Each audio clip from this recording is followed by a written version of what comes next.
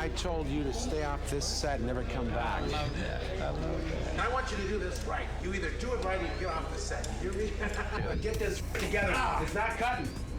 You make this work or I take you out. I want you off my set on the double quick. I can't hang out? Just for a minute?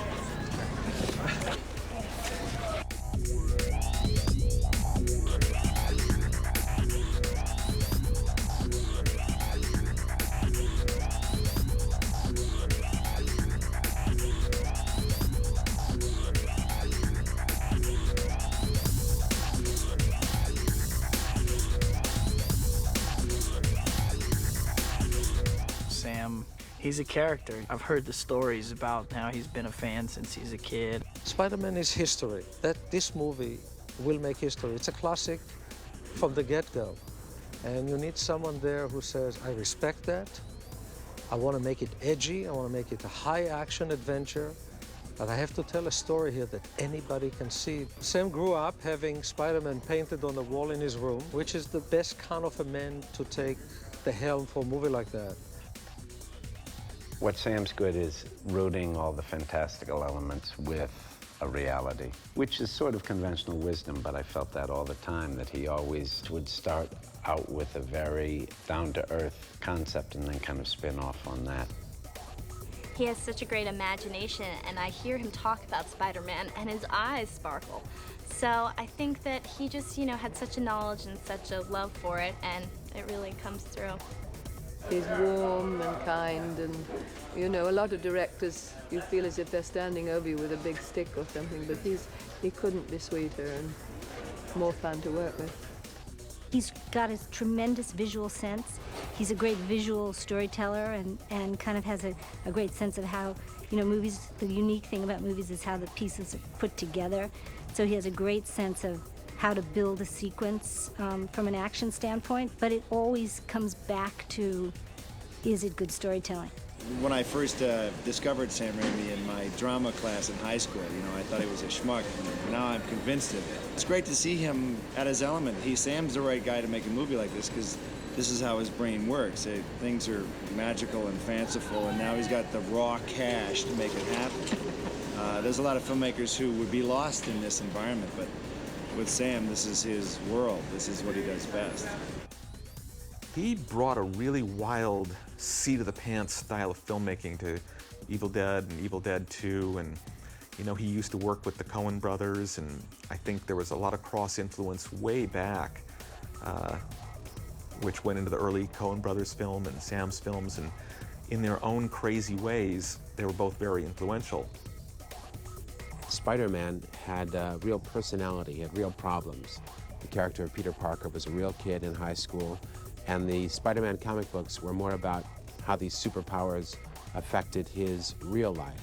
So I could really relate to those stories in the early Spider-Man comic books in the 60s and 70s, and he became one of my favorites. Well, I always would admire as a kid how the artists in comic books had to come up with one illustration that told the story. You'd see these very dramatic presentations in the comic books, and they had to depict exactly what was happening in the drama. I would read these comic books and learn a lot about how to tell a story with pictures. I had never made a type of picture that was widely commercially popular. I usually make dark and stranger type pictures that appeal to the general public.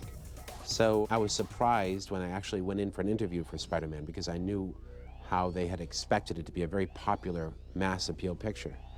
And all I did was explain to the executives what my love for the character was, all the great things that I had seen Stan Lee and the great artists and writers at Marvel create over the years, and I told them how much I loved it and what aspects I loved about it.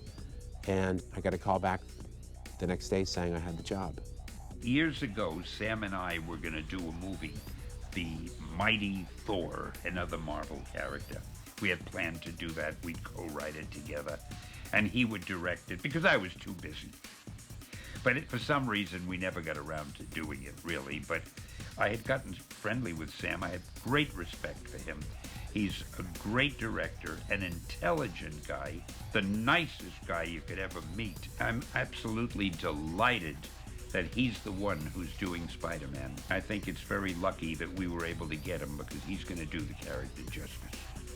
He's a great collaborator. He really, just in general, made me feel like a part of the team, like I was really contributing a lot to the film.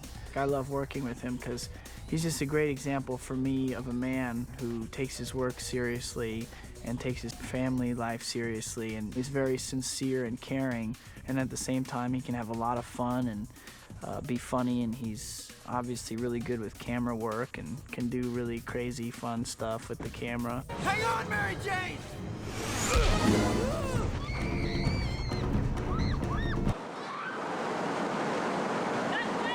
Kirsten, I forget, did you want the movie to be good or bad? Good. Why? I have to ask if I can ask you for one more quarter speed faster. He's so intelligent, so funny on set, and just makes it like a really calm atmosphere where this set could be like, you know, everybody's stressing out, because everybody's stressed out around him, and he just keeps everybody calm and like good-natured, and he's a you know, a good role model. I love working with Sam. He's collaborative, which is great because I really like to participate in the thinking process that goes into the making of the movie. And he understands what it is that he wants in terms of the action of the character, the personality of the character's motion, the personality of the character's presentation, and the graphic quality of the film.